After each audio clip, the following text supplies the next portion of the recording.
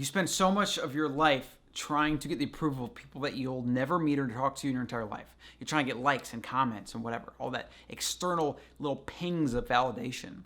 But for what? Why? What is it actually going to do for you? And then think about how you spend your whole life trying to make more money so you can buy fancy things to signal to other people that you are successful or have money, as if that's going to then do something for you. But why? What is that actually going to do for you? And I talk to the guys out there, all you guys out there that think that if you make more money, you're just going to be more attractive to women and you're going to get relationships that way or whatever. Like, in some way that is true, but for the most part, you're not going to attract the people you really want, and it's just going to bring more drama and people that want to use you, and it's just not going to actually do what you want to do. I can't really give advice for women, but I would just say people in general, we're spending way too much time trying to win the approval of others, and it's really, pathetic's a strong word, but it is. It's pathetic. It's sad and pathetic when you actually analyze it. But why do we do this? Why do we care so much what other people think and say? Why does some random stranger commenting on our Instagram posts, why can that ruin our day? Well, I'm going to tell you why that is. It's from our past. It's from our biology. And hopefully, by just understanding why you have these urges, why we all have these urges, why we all succumb to this strange, absurd, really ridiculous behavior, maybe by just understanding, we can become aware of it, and then we can try to mitigate it. So let's say you're living in the wild as a hunter-gatherer, and you're in a group of, let's say, 20, 25 other hunter-gatherers. That is effectively your family. It's your tribe. If you were to alienate every member of that group, what do you think would happen? Do you think you would be more likely to find a mate? Probably not, because it would be a stigma to mate with you.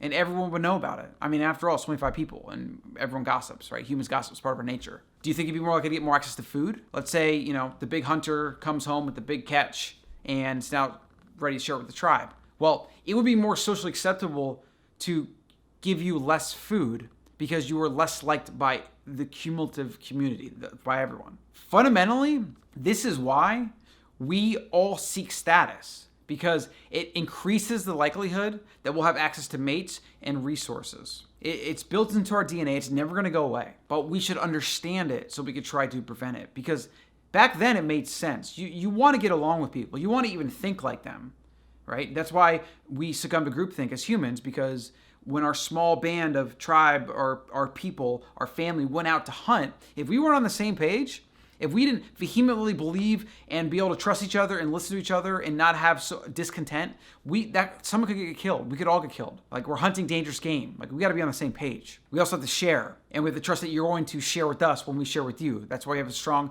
urges for reciprocity. That's why when someone gives you something, you feel a need to have to give back to them. These are all survival mechanisms of living in the wild, living in nature.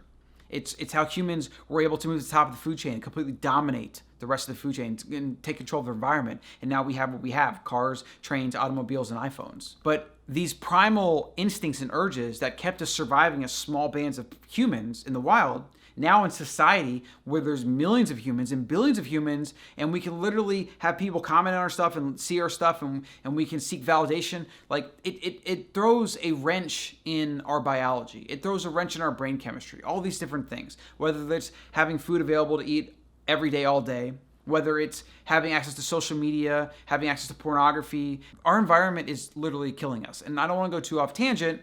This video is about why we seek status and why we seek to impress people that ultimately we don't care about, and we don't actually give a crap what they think, but we still seek what they think. Isn't that weird? Isn't that paradoxical? Now, social media is its own thing.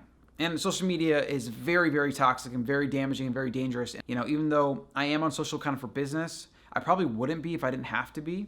I just do it because, for business, whatever. But I really see and observe myself and others getting sucked into all the dangers that it brings about. And that's just one example of this kind of seeking external validation. It's what about the grander thing? We all want to make more money in life, and most of us don't really understand why. And we don't really have a strong why in our life. We don't really have a strong goals we're working towards. We're just kind of we're supposed to make more money, so that's what we do. It's I have a strong why. I've thought about it a lot. I've seen death in my family that has kind of contributed to it. The fact that life is short. I have a family now. I have to provide for them. I also think the government and there could be natural disasters. The government could collapse. There's a lot of things that could happen that we think, as we live in this modern world, we're just super safe, and it's really not the case at all. A good book on this topic is actually Emergency by Neil Strauss. I'm not full-blown prepper, but I totally get why they do with that. And when I have the money to do that, I will have property and supplies and all that stuff. Like, it's an insurance plan, right? So that's my why. What about for you? Most people don't have a why. They don't even think about that stuff.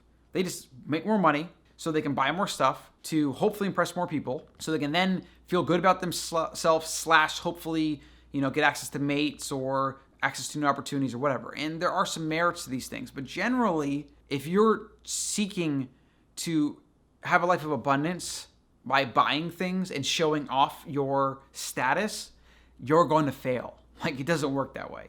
You network and build relationships one person at a time, and you impress people by what you can do for them and how you make them feel and your skills and things like that, right? I mean, if anything, if you want to level up in life, like, write a great movie or write a great book. Like, people that will then come to you. That's actually a legitimate way to go about being successful. But if you want to kind of flaunt your success by showing that you have money, well, that is ultimately meaningless.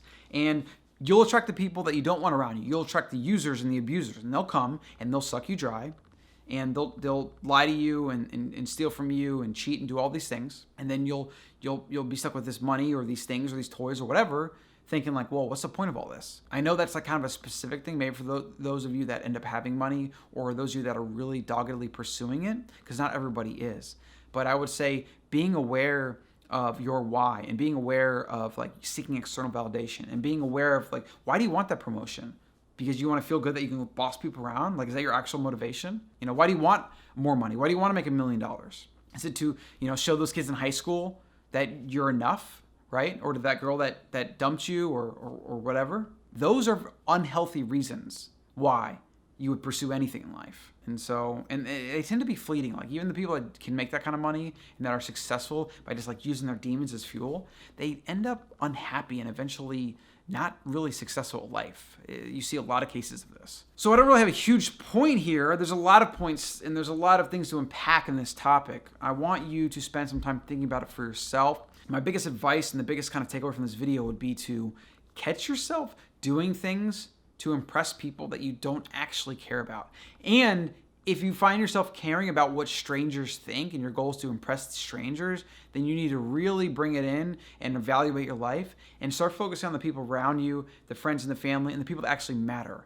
Try impress them, or just help them, make them feel good, contribute to them. That's going to give you way more life satisfaction than buying stuff so that you can impress strangers. Because impressing strangers is complete and utter nonsense. It's a waste of time. It's a fool's errand. My name is Colin Stuckert, and I approve this message. I'm keeping this video short because I'm literally running out of voice. Make sure you like and subscribe, jab the thumbs up, slap the subscribe button. Leave some comments below. Let me know how you think about this. Let me know if you have some ideas, some tips, some books, some anything. Drop it below, because it's always better. Obviously, good vibes, because if your comment is stupid and negative, I probably will delete it. I don't let negativity live on my channels. But if you have something constructive to say or you want to chat about it, drop it below. Thanks for watching. Do something about it.